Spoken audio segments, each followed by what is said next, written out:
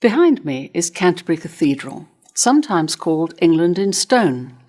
It's one of Europe's finest examples of the style we call Gothic. But what if I told you that pretty much every architectural feature in this cathedral, built incidentally by the Norman French, with stone brought in specially from Normandy, had its origins in the Middle East and the Islamic world? It's the same with Notre Dame in Paris. When it caught fire in 2019, the world was transfixed, and the French suffered a nationwide outpouring of grief. "Our identity is going up in flames," they cried, without any notion of their cathedral's backstory. That's when I decided to write a book about how Islamic architecture shaped Europe. So let's take a quick architectural journey to see how cultures and religions interact and interweave in all kinds of ways that challenge assumptions we may make about our national history and heritage. We can trace ideas and styles as they passed from vibrant Middle Eastern centres like Damascus, Baghdad, and Cairo to enter Europe via gateways like Muslim Spain, Sicily, and Venice, through the movement of pilgrims, bishops, merchants, and medieval crusaders. It's a rich tale of cultural exchange that will help you see some of Europe's and even America's iconic landmarks with new eyes. We'll start with the Twin Tower cathedral style so familiar to us from Canterbury and Notre Dame in Paris. The first church in that style dates from the 5th century and still stands on a remote hilltop in war-torn Syria. It's called Kalb Lawze, meaning heart of the almond, and it's just one among thousands of churches scattered over the wild and magical hills west of Aleppo. These churches were built to serve the Byzantine settlements, known today as the Dead Cities.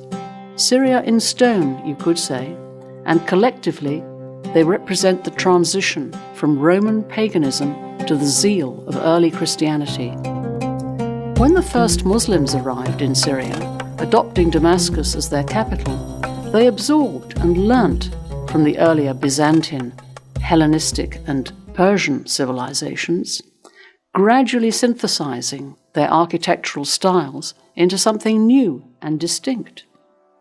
Among these early Muslim innovations were trefoil arches, triple arches, first seen inside the Muslim shrine of the Dome of the Rock in Jerusalem, then developed further in Muslim Spain at the Córdoba Mesquita, where they were elaborated into decorative cinquefoil arches, that's with 5 arches instead of 3, and multifoil arches. They covered every surface with great energy and flair. The early Muslims loved arches. "The arch never sleeps," runs the proverb. As for the pointed arch, that first entered Europe thanks to Amalfi merchants in Italy trading with Cairo.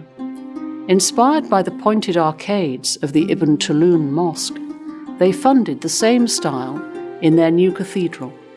When a visiting Benedictine abbot saw the style, he liked it so much that he ordered the same for his monastery at Monte Cassino, as did the abbot of Cluny in France, even importing the same craftsmen and materials to make sure they got it right.